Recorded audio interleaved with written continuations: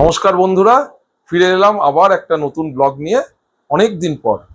আমি মাঝখানে খুব অসুস্থ হয়েছিলাম, যার জন্য অনেক দিন পর্যন্ত কোনো ভিডিও আপনাদের সঙ্গে শেয়ার করিনি বা আপনাদের সঙ্গে দেখা সাক্ষাৎ হয়নি। খুব খারাপ লাগছিল কদিন পরে। যাই হোক, আবার নতুন একটা ব্লগ নিয়ে এলাম। আমার না আবার হবিস ভাস্করের এই চ্যানেলটার সঙ্গে আপনারা দীর্ঘদিন ধরে ছিলেন, মাঝে বেশ কিছুদিন আমার ভিডিও করা হয়নি বলে আমি সত্যিই খুব আন্তরিকভাবে দুঃখিত। আমার রিসেন্টলি কিছু জিনিস ঘটেছে, মানে আমার অসুস্থতার জন্য এবং আমার মেয়ের পরীক্ষাও ছিল, সেই জন্য মানে অনেক কিছু করা হয়েছে, অনেক কিছু ঘটনা হয়েছে, যেগুলো সব আপনাদের সঙ্গে একটা একটা করে শেয়ার করি আজকে। ছোট ছোট ঘটনা, একটা দুটো ঘটনা, বেশি কিছু হয়নি। যেমন ধরুন, আমি একটা ফ্লাওয়ার হর্ন কিনেছি। আগেও একটা ফ্লাওয়ার হর্ন কিনেছিলাম, কিন্তু মারা গেছে ওই হোয়াইট পুপ হয়ে। আমি দেখাচ্ছি আপনাদের। দিন, এটা দাও আমাকে একটু ফোনটা। এই হচ্ছে আমার ফ্লাওয়ার হর্ন। এটাকে নতুন কিনেছি। ওই রাফলি 4 ইঞ্চি 4.5 ইঞ্চি সাইজ। খুব অ্যাক্টিভ। আজ 5 দিন হয়েছে নিয়ে এসছি। হঠাৎ করে আসছিলাম আর কি, একটা দোকানে দেখা হলো, দেখলাম 3টে ফ্লাওয়ার হর্ন ছিল, আপনাদের দেখালাম। সেই 3টে ফ্লাওয়ার হর্ন মধ্যে একটাকে চয়েস করে আমি কিনেছি। খুব সুন্দর মাছটা। আগেও আমি ফ্লাওয়ার হর্ন রেখেছি, কিন্তু মাঝখানে আমি যে ফ্লাওয়ার হর্নটা কিনে এনেছিলাম ওটা হোয়াইট পুপ হয়ে মারা গেল। খুব সুন্দর হয়েছে ফ্লাওয়ার হর্নটা। হাত দিলেই দেখুন পুম করে চলে আসবে। 4-5 দিন হয়েছে। কালারগুলো খুব সুন্দর, প্যাটার্নটা খুব সুন্দর, চেহারার গঠন খুব ভালো, এই জন্য আমি কিনেছি আর কি, পছন্দ হলো।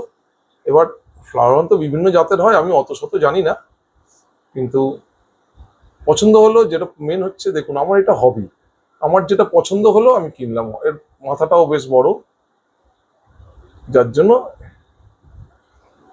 ফিডিংও নিচ্ছে। আমি টেট্রাবিট খাওয়াচ্ছি দিনে 2-3 বার, অল্প অল্প করে, বেশি খেতে দিই না। মাছকে বেশি খেতে দেওয়া উচিত নয়, যার জন্য বেশি খেতে দিই না। আর বেয়ার বটম ট্যাঙ্কে রাখিনি, আমি নিচে একটা সাবস্ট্রেট দিয়েছি। এটা ছিল অ্যাকচুয়ালি, জানেন তো, এই সাদা স্যান্ড ছিল, একটা স্পঞ্জ ফিল্টার দিয়েছি, আর একটা পাথর মতন ছিল, তাই দিয়েছি।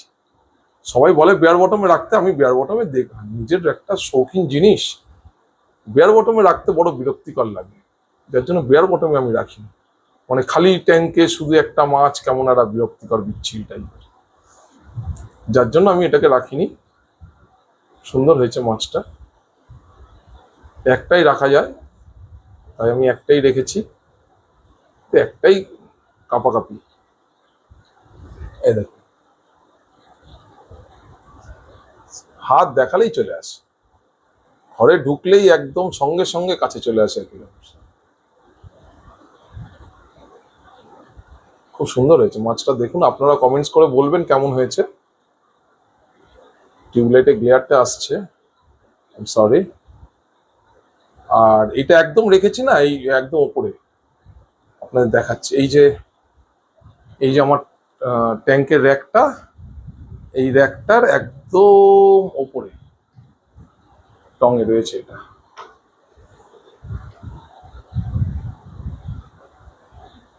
এর নাম রেখেছি জনি। জনি বলেই আমরা এখন সবাই ডাকছি। খুব আমাদের পোষ্য হয়ে গেছে আর কি, খুব ফ্যামিলি মেম্বারের মতন। সবাই এসে একটু খেলে যায় ওর সঙ্গে। আর এছাড়াও এই দেখুন, এই ভেলটেল অ্যাঞ্জেল দুটো খুব সুন্দর হয়েছে, বেশ বড় হয়েছে। অনেকদিন আপনাদের দেখানো হয়নি, আপনাদের সঙ্গে শেয়ার করা হয়নি। ওর নিচেই ঠিক রয়েছে ভেলটেল অ্যাঞ্জেলের এই সেটআপটা। এই সেটআপটা একটাই চেঞ্জ হয়েছে, সেটা হচ্ছে এর আগে একটা স্পঞ্জ ফিল্টার ছিল, সেখানে একটা পাওয়ার ফিল্টার দিয়েছি। এই যে এই পাওয়ার ফিল্টারটা দিয়েছি, এছাড়া আর কোনো চেঞ্জ হয়নি। আর ভেলটেল অ্যাঞ্জেল দুটো চেহারা খুব ভালো হয়েছে। আর একটা জিনিস আপনার সঙ্গে, সবটুকু তো আর এই ছোট্ট ভিডিওটা শেয়ার করা যায় না, ধীরে ধীরে আবার রেগুলার ভিডিও করবো। এবার আপনার সঙ্গে একটু একটু করে শেয়ার করব। আর দেখুন, এই ডিসকাস দুটো এই নিচের ট্যাঙ্কে এই গিয়ে এইখানটায়, এই যে আমার ডিসকাস দুটো, আপনারা আগেও দেখেছেন। ডিসকাস 3টে ছিল অ্যাকচুয়ালি, একটাকে সরিয়ে দিয়েছি, আর এই পেয়ারটা বারবার করে না ডিম দিচ্ছিল, আর অন্য মাছে খেয়ে নিচ্ছিল বলে মোটামুটি এই অ্যাকুয়ারিয়ামটাকে পুরো ফাঁকা করে দিচ্ছি। দিয়ে বলেছি বাবা তোরা ডিম দে, বাচ্চা তুললে বাচ্চা তোল, কিন্তু নিজেদের মতন একটা পেয়ারে শান্তিতে থাক। শুধু নিচে দুটো ক্যাটফিশ দিয়েছি, আর এই বকউডের টুকরোটা আমি ওই হেনরিজ আইল্যান্ড ঘুরতে গেছিলাম বকখালি, সেখান থেকে কুড়িয়ে এনেছিলাম। এই হচ্ছে পেয়ারটা, দেখা যাক। ট্যাঙ্ক ফাঁকা করে দিয়েছি, এবার যদি ওদের ডিম বাঁচিয়ে বাচ্চা তুলতে পারে। এই ব্লুটা ফিমেল আর এইটা মেল, এই অরেঞ্জটা মেল আর এই ব্লুটা হচ্ছে ফিমেল। খুব সুন্দর একটা প্লান্টেড অ্যাকুয়ারিয়ামে, জানি না কোনোদিন কাউকে দেখিনি প্লান্টেড অ্যাকুয়ারিয়ামে ডিসকাসের বাচ্চা তুলতে, যদি হয় তো খুব ভালো হয়, কারণ নেচারে প্রকৃতিতে তো এরা এরম ভাবেই থাকে, তো সেখানেই বাচ্চা দেয়। তো দেখা যাক, কিপিং মাই ফিঙ্গার্স ক্রসড, আশা করি এখানেই বাচ্চা হবে। যদি হয় আপনাদের সঙ্গে অবশ্যই শেয়ার করব। খুব সুন্দর ডিসকাস, দুটো বেশ বড় হয়েছে, অনেকদিন আপনাদের সঙ্গে দেখানো হয়নি। প্রায় 3.5-4 ইঞ্চি সাইজ হয়ে গেছে, ক্যামেরায় কতটা বোঝা যাচ্ছে আমি জানি না। পুরো প্লান্টেড ট্যাঙ্ক, ভ্যালেসনেরিয়াতে ভর্তি হয়ে গেছে। বাকি যা গাছ লাগিয়েছিলাম সব মরে গেছে, কিন্তু ভ্যালেসনেরিয়া একদম ভর্তি হয়ে গেছে একদম ট্যাঙ্কে।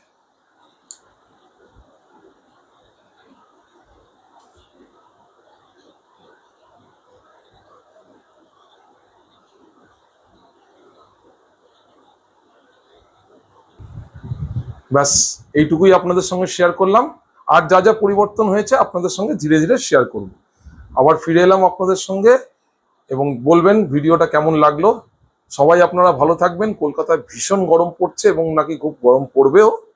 তো আপনারা নিজেদের খেয়াল রাখবেন, নিজেদের স্বাস্থ্য নিয়ে খেয়াল রাখবেন, নিজেদের মাছকে ভালো রাখবেন, আর আমাদের চ্যানেলের সঙ্গে একটু থাকবেন, এবং আমাদের চ্যানেলটাকে একটু সাবস্ক্রাইব করে দেবেন, এবং পাশে থাকা বেল আইকনটা টিপে নোটিফিকেশনটা অন করে দেবেন। আবার ফিরে আসবো সামনের সপ্তাহে নতুন ব্লগ নিয়ে। নমস্কার, সবাই ভালো থাকবেন।